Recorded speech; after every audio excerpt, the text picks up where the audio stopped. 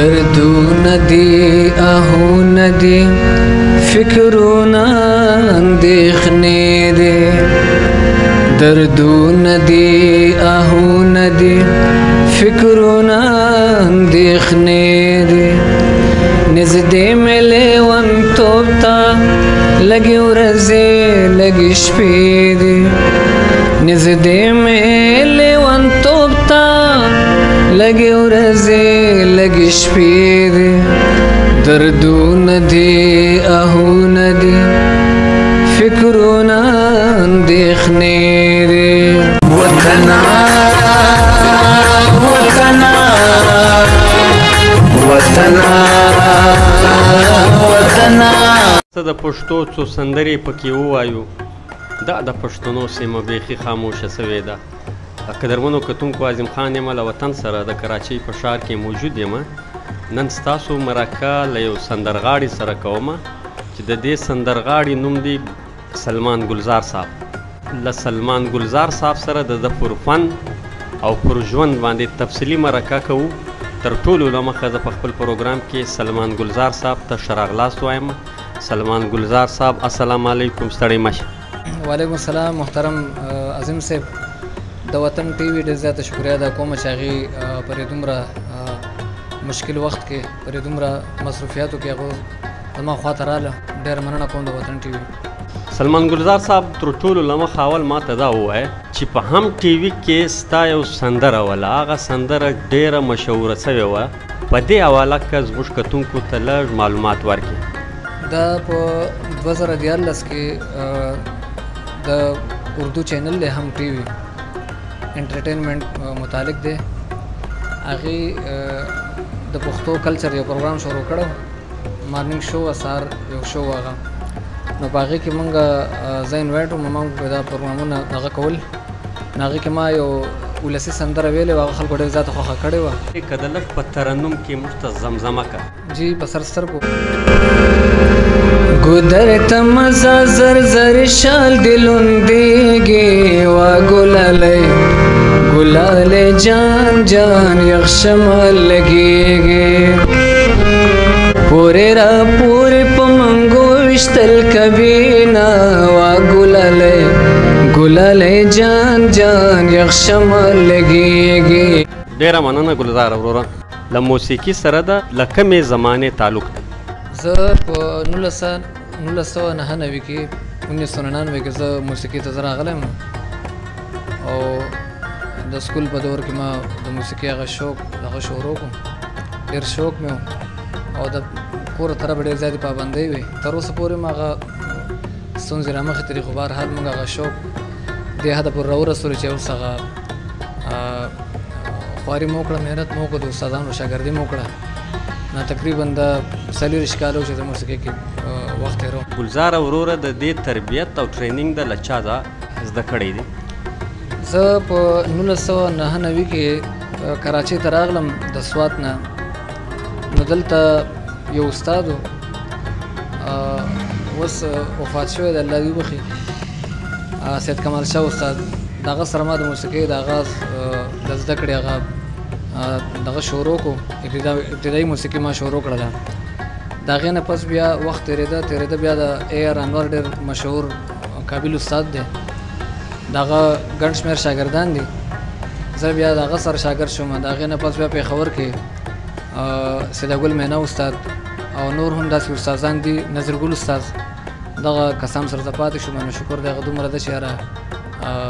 موسیقي خو سر ته رسول ډېره ګرانه ده خو هغه خپل هغه شوق او دغه پرې کوو تر اوسه پورې د په یو ډرامه کې یا په یو فلم کې خپله سندره ریکارډ کړې ده یا تا ته د دې افر سوی دی په هم ټي وي کې مونږ ته دا دغه شی و هغې یو پروډکشن شروع کړی خو بیا هغه په څه وجه باندې پاتې شو د پښتو په حوالې سره نو هغې کې ما ته افر شو ایوټي خبر کې مونږ کار کړی دی پی ټي وي له مونږ کار کړی دی او اوس هم لګي خپل الزاري کوم په موسیقي کې څه ګټه وټه شته نو موجوده حالات داسې دي چې پروګرامونه ډېر زیات کم دي په نش حساب دي حالات دغه شان دي او دا ځای مونږ کولاو کړی دی فی الحال د موسیقي د زده کړې په حوالې سره دا چې کوم ځای کې مونږ ناست یو د یو شپږ اته ورځې وشوې مونږ د موسیقۍ د اکیډمي یو انعقاد کړی دی. انشاءالله کوشش کوو چې نوی کل چې څومره هلکان دي د زده کړې خواهش لري نو مونږ هغې ته په اسانه باندې د موسیقۍ د زده کړې هغه تربیت هغو ته ورکړو. او باقي زه په خپله یو فیکټرۍ کې هم کار کوم، کمپنۍ کې کار کوم. نن سبا سر ته رسېدل خو ډېر ته ګرانه ده، خو بهرحال هغه خپل شوق هم کوو. بس الله تعالی هغه وخت تېرې روان دی. که نوي ځوانان سندره زده کوي او له تا سره رابطه کوي، ته خپل نمبر زما پر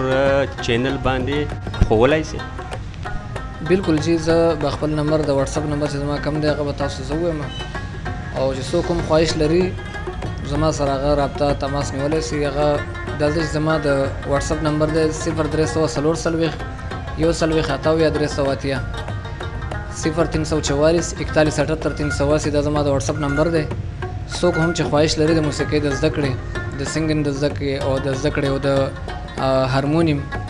نور هم د رباب یا د طبلې خواهش څوک لري نو دلته ورته موږ هغه ترتیب جوړو او وخت به انشاءالله د هغې د هغه خواهش او شوق به پوره کېږي د خیر سره. ستا ذاتي ژوند ته به راسم، بنیادي طور د کومې سیمې؟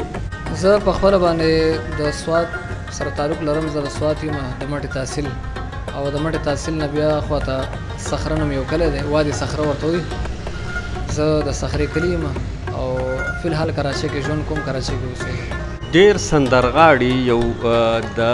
موسیقۍ په آواز کې منجلس کوي، سارې گا ماما. زما خو سمه نه ده زده، دا څه شی دی؟ په دې باندې که زموږ کتونکي لږ غوندې پوه کړي. دا د موسیقۍ د بنیادي چې کوم بنیاد ایښول کېږي دا الفاظونه دي، دا دې سبق دی سارې ګا ما پا دا نسا. دا اووه لفظونه دي سارې ګا ما پا دا نسا. دې کې ټوټل موسیقي راټوله ده، دې نه بیا راګونه تقسیم دي او دا د موسیقۍ هغه سبق دی چې څنګه شروعات دا سبق دی. ګلزار وروره د پښتانه په سیمه کې سندرغاړي بیخي ډېر دي، ډېر زیاته سندرغاړي دي، ډېر د نوم خلک دي. په دې ټولو سندرغاړو کې داسې سندرغاړی چې ته ځینې متاثر شوی چې دا سندرغاړی بالکل زما پر طبیعت پټ دی؟ یاره زما خو په خپل ځاني شاولي استاد ډېر زیات خوښ دی، هارون باچا صاحب مې خوښ دی، ډېر زیات یې اورم. زموږ پښتنو چې کوم استادان دي او هدایت الله صاحب د الله وبخښي هغه مې ډېر زیات خوښ و، او خیال صاحب خو داسې یو شهنشاهي غزل د چا به رچانې وي خوښ. نو دغه هارون باچا موجود وخت کې لکه دا ډېر زیات اورم او خوښوم، او نور ټول زموږ دپاره ډېر زیات درانه دي. ډېر ټول سورډه خلک دی، قابل خلک دی، خدمت کوي، ټول لګیا دي د خپلې ژبې د خپل وطن هغه خدمت کوي، روان دي. ټول زموږ ورونه دي، زموږ سره سترګې دي. د موسیقۍ په دنیا کې چې کله تا د موسیقۍ فایل وکلی، شروعات د وکلی، په دې دورانیه کې که داسې تکلیف د ټولنې لخوا د معاشرې لخوا تا ته پیښه سوی وي ته یې موږ سره شیر کړې؟ نو حالات خو هر قسمه راغلي دي، الله دې اسانه کړي. موږ ته په سوات کې هم داسې حالات راغلي وو د 2009 والا تر 2010 پورې چې په هغې کې بالکل د چاره موسیقۍ هغه نوم نه شو اخیستلی، کول خو ډېره لرې خبره ده. دغه شان حالات خو ځي راځي، دا خو ژوند دی، تېرېږي، روان دی. او بس خو موږ هغه خپل چې کوم هغه سلسله د موسیقۍ دا کوم قدم دی نو موږ نه دی ودرولی، بس هغې کې روان یو د خیر سره. په آخر کې که د خپلې خوښې یو سندره موږ ته زمزمه کولی شي؟ دردونه دي آهونه دي فکرونه اندېښنې دي، دردونه دي آهونه دي فکرونه